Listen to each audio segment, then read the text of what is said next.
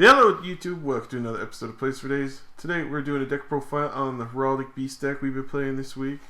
Pretty nifty fun stuff, except for the fact that there's 6 dragons in there. It's pretty cool, pretty non-meta. It helps speed up the deck and gives a draw power. The dragons are, Yeah, no, dragons are pretty gross, but this deck is fun. Yay! Alright, let's get into the deck profile. So for starters, we were on 3 Tempest, it's a wind, it's a dragon, it works with 7 swords, it's good. Good stuff. Good card.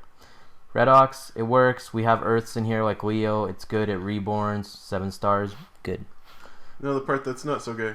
We run in here 3 Leo. One of the best ones in here. Real good card. Lets you search out when he's is it when he's sent? Yeah, when he's sent to the grave. Lets you search out for any Heraldic Beast monster. Add it to your hand. Really good card. That means if he's detached, even if you detach him, yeah. If he's detached, that means if your XD's died. That means if he's sent directly from the deck. Too good. Awesome. Also an Earth for Red Ox. Good card. Next one is this guy, Aberconway or whatever. Aberconway. Really good. If you have another one of him, you banish him, add one to the hand. Can make some nasty plays with the field spell and Leo. Add it back. Search. Really good card. Every time I see him, I think of Abercrombie and Fitch. Abercrombie and Fitch? Yeah. What's that?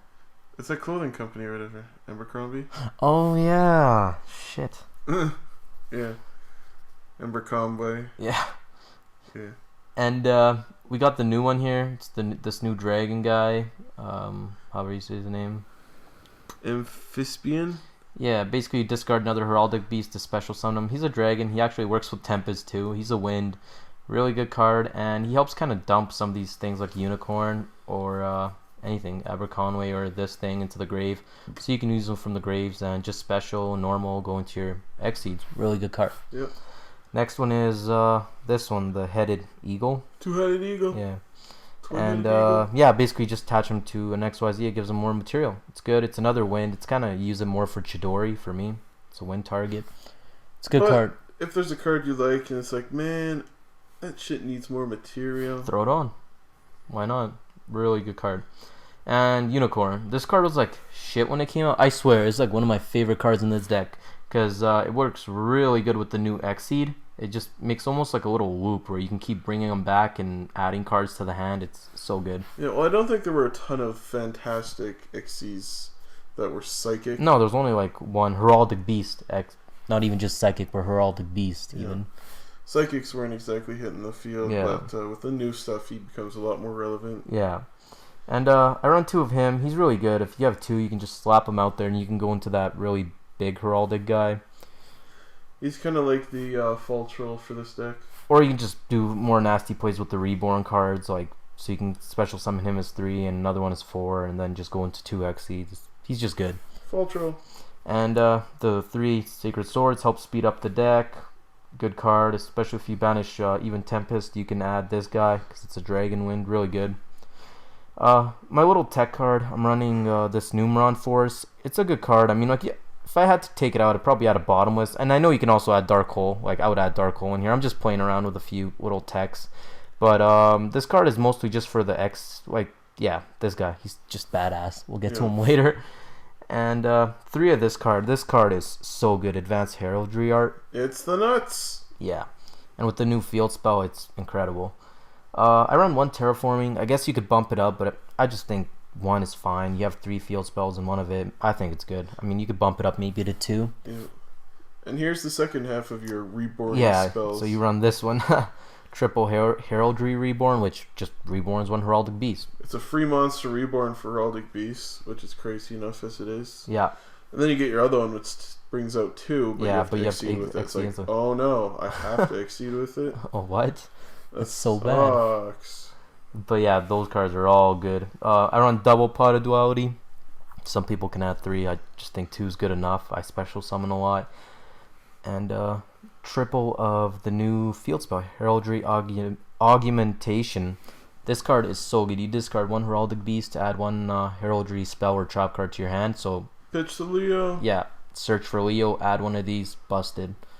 So good. Add any one of them, even this guy, so you can special anything. You pitch the Leo, you search out your dragon type guy, you search out one of your other things, You pitch something to whip out your dragon, activate your double reborn. It's just nuts. Go into your Heraldic Crest, negate all face-up exceeds, copy one. Or you can just go into him. He's just the nuts. This guy's too good. I really like this card. Or you could go into the Heraldic Crest because he's awesome. Yeah, he is pretty cool. I run 1/6 cents. I mean, it doesn't hurt the deck. I mean, you can mill the dragons, Leo. It doesn't really matter. You can put these guys in the grave. Him. It really doesn't matter if they get put in the grave. Or you can draw a whole bunch. 6 cents. Check that shit and everything. Yeah, it really doesn't hurt this deck. I mean, if you really want to take it out, like I said, you could add bottomless dark holes. But I really like this card in here so far. I run the 1 compulse and 1 warning as the traps. But like I was saying earlier, I'd add bottomless in here and dark hole. That's the only changes I'd like to make. It's just I have to find room. And it's been working very well, this deck. Solemn's so good. Yeah. And for the extra deck, I run, this badass right here. The Heraldic Crest rank up guy. Yeah, like basically he's like 4,000 attack. And if you have like that crest as an XYZ material on him, once per turn you can detach 1 material from this card, then target 1 face-up XYZ monster your opponent controls. This card gains the attack equal to that monster's original attack, so it's already 4,000. So which is nuts. Its name becomes the same as that monster and it gains the monster's effects. Wow. And it lasts until the end of the turn, so that is nuts. And when your the first part of his effect, when your opponent's monster declares an attack, destroy all cards your opponent controls, which is like so unnecessary. Yeah. Oh my goodness! You can just sit on top of it. It's like, oh, you want to attack? Yeah, just nuke everything. Yeah, like that's so bad. It's not even like it nukes everything. It's just your opponent's stuff. Yeah, it just destroys your opponent's whole board if they decide to attack it, which is like why and how. Yeah. If they exceed, he gets his name, negates the effect, and gains the attack, which is nuts. And there's the Heraldry Crest, which is really good on his own. And double this guy is incredible. He's won me games. It's too bad he's so specific for the Heraldics, because he would be so amazing in the current metagame. Yeah. Just like, oh, that's a nice Draco sack. It'd be a shame if something happened to it. Make it 0, or negate his effect. Make it 0, gain his effect and attack. I think it is. Does he gain their effects? Yeah. Oh my god, and he can make tokens too? Yeah, and he survives. Oh my god, that's so silly. The changes survive until the end phase. And like you were telling me earlier, like he doesn't even detach to make him 0. Nope. Oh my god, and negate effect. You keep your materials for the effect you steal. Wow, and you can just make them 0 and negate them. Yeah. It's nuts. That's kind of what the Heraldics do, is they like to steal Xyz effects. Yeah. And then the new guy, this card is so good. It's not good specifically for its first effect, which is during either player's turn if there are 2 or more monsters on the field with the same name, you can detach 1 material. Then target one of those monsters, destroy other monsters on the field with the same name, which some do run duplicates, but it's very good for its secondary effect. And this when card would have been so good back when Macro Rabbit was a thing. Oh yeah. It's like Rabbit effect, whip out 2 whatever, 2 vanillas, your Cobsols, kill the other one. Sabersaurs.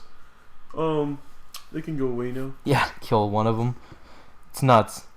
But it's very good for its secondary effect. When it's sent to the grave, you get to send 2 Heraldics from your deck to the grave, or from the deck to the grave, which is very nasty. I mean, basically, Leo and the Unicorn. So basically, you get to search for any Heraldic monster, and you get to reborn the XC that just died and do it again. Yep. It's almost like a loop, and then they kill it again. You send a Leo, and you send another Unicorn. Your Unicorn brings it back again. It's nuts, just nuts. It's a 22 that never goes away. Yeah. And you can even reborn him. He's psychic. You can even reborn him. He's psychic. You can reborn him. He's psychic. I've actually reborn him on DevPro. But it's just nuts. Really good with the Unicorn and Leo. But and obviously I run the Pappy. I run Black Ship of Corn. This is the other new guy. Really good card. You basically detach 2 materials, steal 1 face-up attack position monster that was special summoned, and you basically attach to it as XYZ material. So that could be your Draco sack, that could be your Zen mains, it could be, well, not Slack or Magician, because I would target. But. And its secondary effect, right there says, once per turn you can, if this face-up card on the field will be destroyed, you can detach 1 material from this card instead, which is nuts. Yep. So it's really good card. If you are running that twin-headed eagle, you could technically throw them on there, couldn't you? Yeah, you can add material to it. So, But if you had your opponents on there, you could attach it and then steal something else. Yeah. Because it doesn't say once per turn.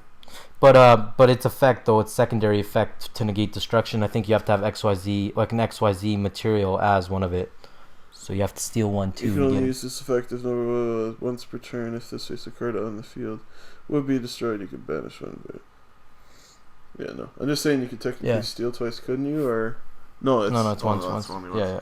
Damn it! But either way, it's a busted card. Like my opponent has wrecked my board with like a jeweled red dragon or whatever. Yeah. And I've just stolen it, equipped it to this, and wrecked face just went off with all those reborn cards. Yeah. It just gets nuts. Just take it. And you get your Leo effect too, which is great because you detach both. Yeah. Really good card. I obviously run the Diamond Dyer, and one of my favorite cards in here is Lightning Chidori. So easy to go into. You have like 8 wins. 1, 2, 5, and 3 more. Yeah, you have like 8 wins for Chidori that are level 4, and basically just activate this Chidori. Bounce a set, face Start up. Swinging for 19s. Easy. Very good card.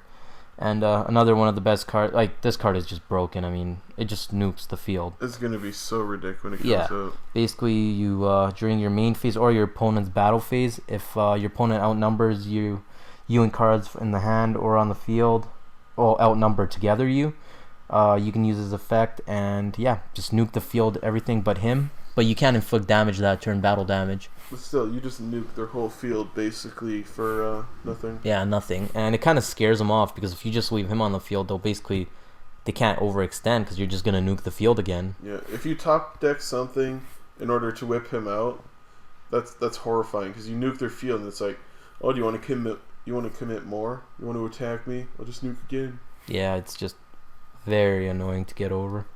And obviously the Maze Stroke, which is great, and the Cowboy, because it's really easy to go into and wins games. Cowboy goes in everything. Yeah.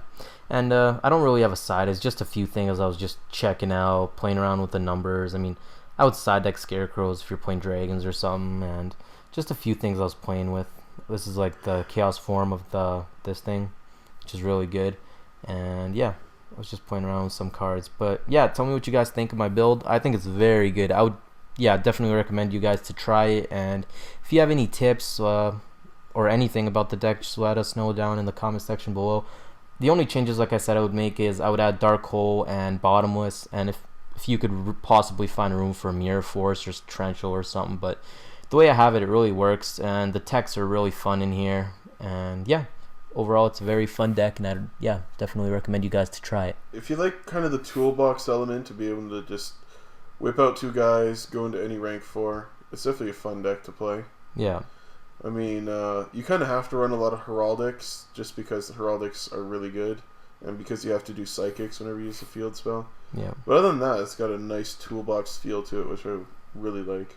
And their new Psychic Exceed is so good, and it definitely makes the field spell even better. Yeah. Because it doesn't matter if he dies. Like I was saying, you almost run that little loop. Yeah. And that's the deck. And make sure to like, comment, subscribe, and we'll see you guys later. Peace.